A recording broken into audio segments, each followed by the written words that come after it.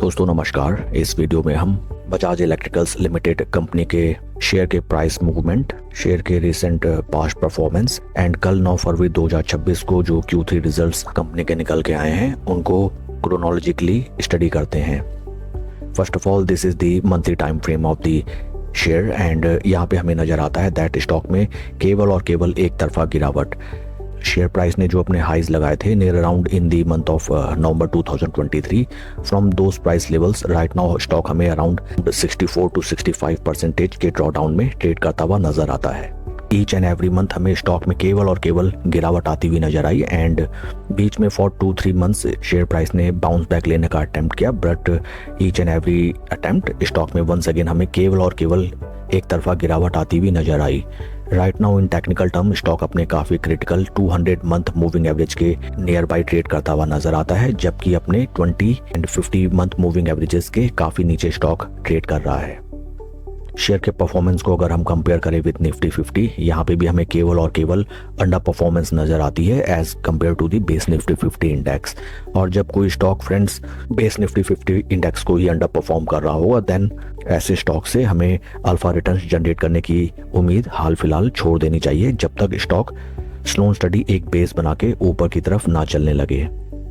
Fundamentally अगर हम देखें right now stock is trading at a P of 132, जबकि इंडस्ट्री का पी इज रिफ्लेक्टिंग एज 47.15, जो कि ये साफ दर्शाता है दैट इतनी जबरदस्त धुलाई पिटाई होने के बावजूद भी स्टॉक बेहद ज्यादा पी वैल्यूएशंस पे राइट नाउ ट्रेड कर रहा है and this is a kind of red flag.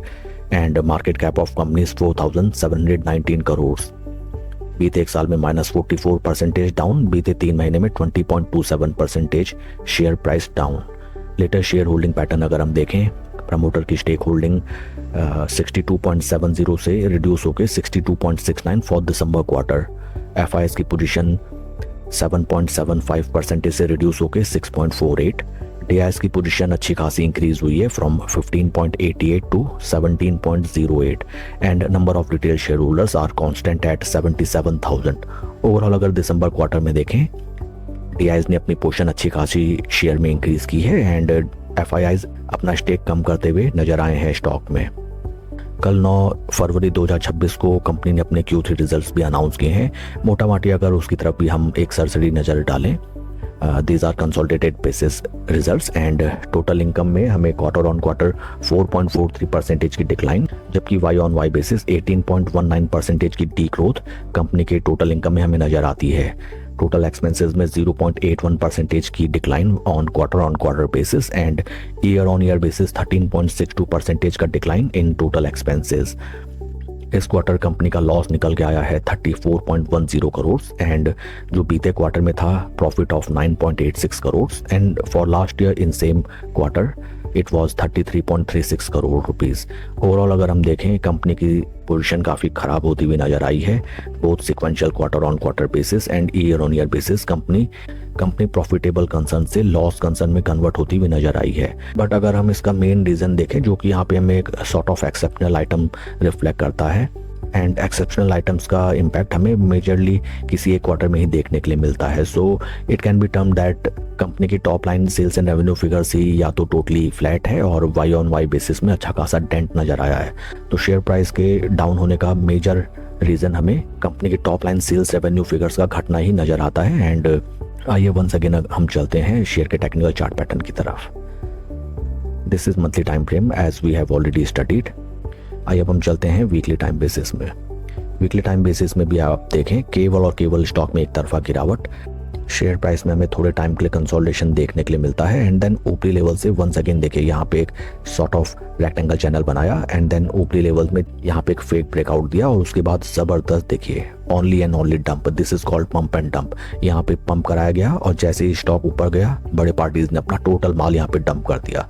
Once again देखिए पंप एंड डंप, यहाँ पे ब्रीफ कंसोलिडेशन देन अच्छा खासा पंप किया गया, टोटल यहाँ पे distribution phase and then once again stock में हमें एक तरफा गिरावट आती हुई नजर आई। वॉल्यूम लेवल्स अगर हम देखें यहाँ पे ट्रेंडिंग लेवल्स हमें दिखाई देते हैं but each and every one on red side. Right now stock अपने ग्राफिक क्रिटिकल सपोर्ट लेवल्स पे ट्रेड करता हुआ नजर आता है। इस स्टॉक में अगर आपकी एग्जिस्टिंग पोजीशन है और अगर अभी तक आपने स्टॉप लॉस लेके अपनी पोजीशन स्क्वायर आउट नहीं की है, देन फर्स्ट ऑफ ऑल एक बार की आपको स्टॉप लॉस लेके इस स्टॉक से निकल जाना चाहिए till the time stock respectfully अपने एटलीस्ट 200 वीक मूविंग एवरेजेस के ऊपर सस्टेन ना करने लगे। Because in financial field also हमें कंपनी की स्थिति ज़्यादा कुछ खास नज़र नहीं आती है। एंड साथ ही साथ हमें इस चीज़ का भी ध्यान रखना चाहिए that each and every upper price levels निवेशक इस स्टॉक में फंसे हुए हैं। एंड जैसे स्टॉक स्लो स्टडी बेस बना के ऊपर की तरफ चलने लगेगा, देखिए जैसे यहाँ पे बेस बना के ऊपर चला, but each and every price point फंसे हुए निवेशक अपनी पोजीशन को स्क्वायर आउट करने के लिए आए एंड वंस अगेन स्टॉक में हमें एक तरफा गिरावट आती हुई नजर आई। इस शेयर में नई पोजीशन बनाने की रणनीति ये होनी चाहिए दैट एटलीस्ट शेयर प्राइस अपने 20 वीक मूविंग एवरेजेस के ऊपर चलने लगे and simultaneously at that point of time stock price हमें बेस निफ्टी 50 इंडेक्स को भी आउट परफॉर्म करता हुआ नजर आए। At that point of time छोटी अवधि के लिए हम इस स्टॉक में अपनी पोजीशन बना सकते हैं। That's all for the video friends. God bless and see you always at the top. Thank you.